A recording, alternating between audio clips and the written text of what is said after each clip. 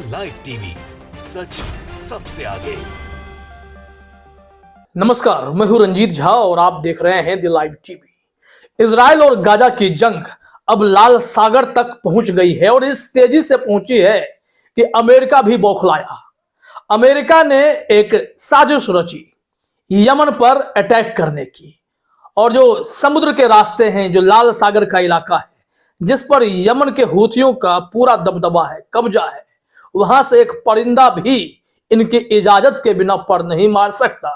फिर चाहे अमेरिका का ही कोई कार्गो शिप ही क्यों ना हो, जो भी इजराइल की तरफ जाएगा, यमन ने पहले ही कह दिया था कि हम ऐसा अब होने ही नहीं देंगे जब तक इजराइल गजा पर हमला बंद नहीं कर देता है। ऐसे में अमेरिका को अपनी ताकत का घमंड हुआ और उसने एक चाल चली। चाल में यह था कि यूएई और सऊदी अरब को अमेरिका अपने साथ मिलाना चाहता था। पूरी तैयारी हो रखी थी कि समुद्र की रक्षा करने के लिए यूएई और सऊदी अरबिया अमेरिका का साथ देंगे, उनके साथ कई और पश्चिमी देश भी होंगे।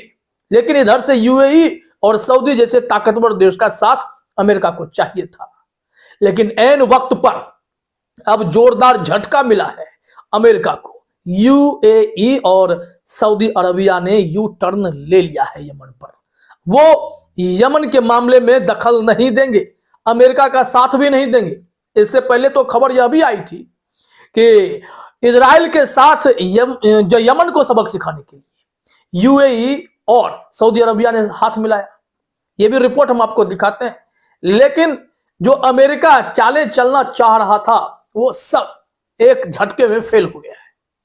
अपने स्क्रीन पर ईरान ऑब्जर्वर का यह ट्वीट देखिए। इसमें एक तस्वीर है। इस तस्वीर में आपको सेना दिखाई पड़ रही है। लिखा हुआ है, breaking, USA announced the start of operation prosperity guardian. USA together with multiple countries including the UK, Bahrain, Canada, France, Italy, Netherlands, Norway, Seychelles and Spain will try to safeguard the red Sea. इतने सारे देश जो America के साथ मिलकर prosperity guardian नाम के operation को अंजाम देंगे।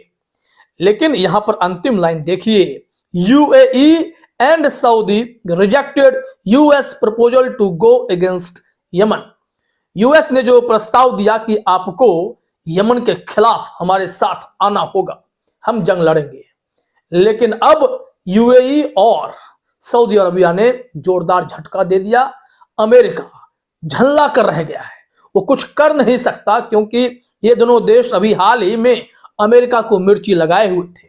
जब अमेरिका का दुश्मन नंबर 1 रूस के राष्ट्रपति पुतिन, जिनके ऊपर इंटरनेशनल गिरफ्तारी का वारंट जारी है, वो एकदम शान से किसी शेर की तरह उड़ते हुए हवा में फाइटर जेट के साथ घुस आए यूएई में, सऊदी अरबिया में, जहां पर उनका ग्रैंड वेलकम हुआ और हवा में इस तरीके की सुरक्षा व्यवस्था दी गई थी, एक परिंदा पर भी नहीं मार सकता था।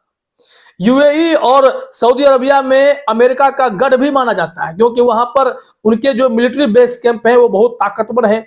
वो इस देश में संबंध मजबूत करने के लिए पूरी तैयारी कर रहे होते हैं। वो चाहते तो इंटरसेप्ट कर सकते थे, वो चाहते तो रूस के राष्ट्रपति व्लादिमीर पुतिन पर अटैक कर सकते थे। लेकिन ना यूएई ने ऐसा होने दिया, ना सऊदी अरबिया ने ऐसा होने दिया। अमेरिका तरफ कर रह गया। वो इंटरनेशनल कोर्ट में जो वारंट जिनके नाम पर निकला हुआ है, पुतिन साहब के नाम पर, उनका वो कुछ बिगाड़ ही नहीं सके। ऐसे में एक खुन्नस थी कि कैसे इतने बड़े स्वागत की तैयारी की गई पुतिन के लिए। जो अमेरिका के लिए हुआ करता था, वो पूरी तैयारी पुतिन के लिए, यह अमेरिका को रास नहीं आया था। ऐसे में फिर से एक कोशिश हुई कि चलिए, रूस के राष्ट्रपति तो चले गए हैं वापस, अब यहां पर एक कोशिश यह की जाए कि इनके साथ फिर से संबंधों को मजबूत करके रूस से भी दूर करवाया जाए और इधर जो मुस्लिम कंट्रीज हैं उनसे भी दूर करवा लिया जाए। लेकिन यूएई और सऊदी अरबिया कच्चे खिलाड़ी तो हैं नहीं, जोरदार झटका दे दिया। अब अमेरिका के साथ वो खड़े ही नहीं है।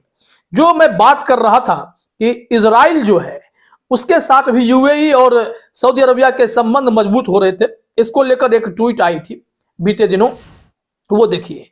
इसमें है, एक मैप आप देख सकते हैं। इस मैप में पिक एंड रोल ये पूरा व्यवस्था है। क्विक डिलीवरी कैसे कैसे होगा, बहरीन होते हुए, ये सारी चीजें इस मैप में दिखाई पड़ती हैं। लेकिन इसमें जो लिखा गया है, देखिए, the transportation project launched without publicity amid US brokered Saudi Israel normalization talks has picked up steam due to Houthi attacks in the red sea, says Israeli firm. अब यहां पर कहा जा रहा है कि जिस तरीके से हौथियों ने इजराइल जाने वाले जहाजों पर अटैक करना शुरू किया है, उसके बाद यूएस ने फिर से इन लोगों से बातचीत करने शुरू की है इजराइल के लिए।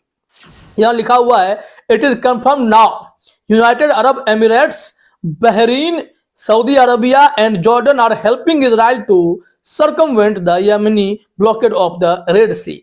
Israel imports goods via UAE and Bahraini ports. यहां पर कहा जा रहा है कि यह सूचना कंफर्म हो गई है कि अब यूएई, बहरीन और सऊदी अरबिया, साथ ही साथ जॉर्डन भी इजराइल की मदद कर रहा है।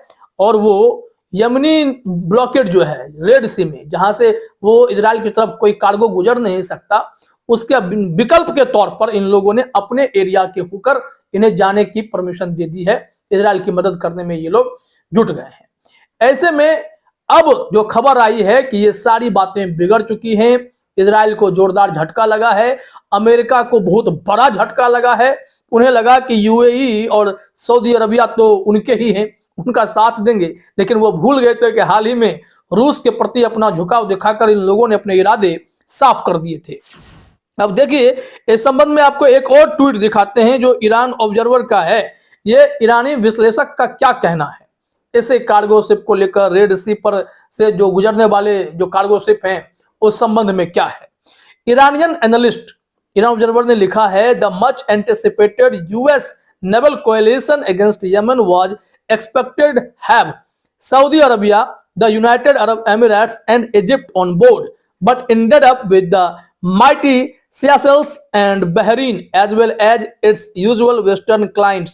None of Yemen's neighbors wanted to risk a war with the Al-Nasrullah Houthis for the sake of the US. This is a clear sign of US isolation.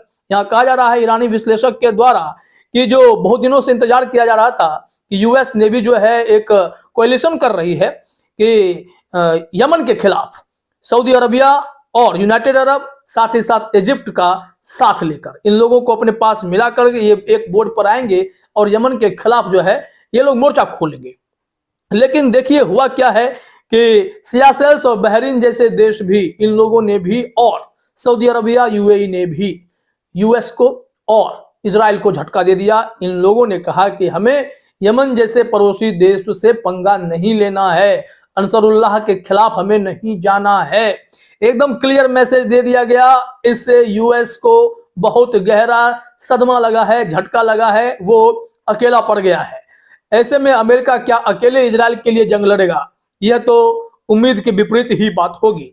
लेकिन इस वक्त की यह खबर है क्योंकि यह छटपटाहट के कारण बहुत दिलचस्प है।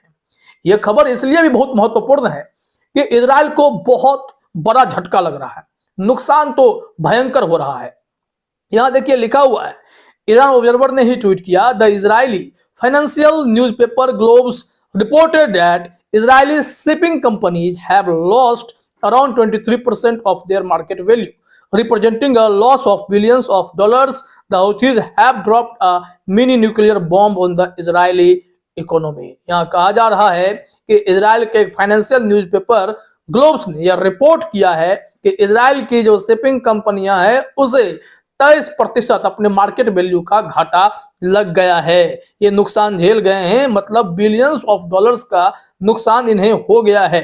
एक तरीके से अंसरुल्लाह ने यानी यमन के हूथियों ने कहीं ना कहीं इनके इकोनॉमी पर एक न्यूक्लियर बम, छोटा सा न्यूक्लियर बम जरूर डाल दिया है, जिससे भारी तबाही इनके ऊपर मच गई है।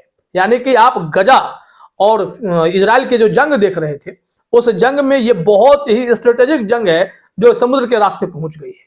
यहां से अगर इकोनॉमी तोड़ी जाएगी तो जंग के दरवाजे भी बंद हो जाएंगे, क्योंकि पैसा के बिना, रुपए के बिना कुछ नहीं होता। अब देखिए कि इजराइल अपने कदम पीछे खींचता है या नहीं खींचता है। फिलहाल इस वीडियो में इतना ही। आप सभी का हमसे जुड़ने के लिए बहुत बहुत धन्यवाद। द लाइव टीवी सच सबसे आगे।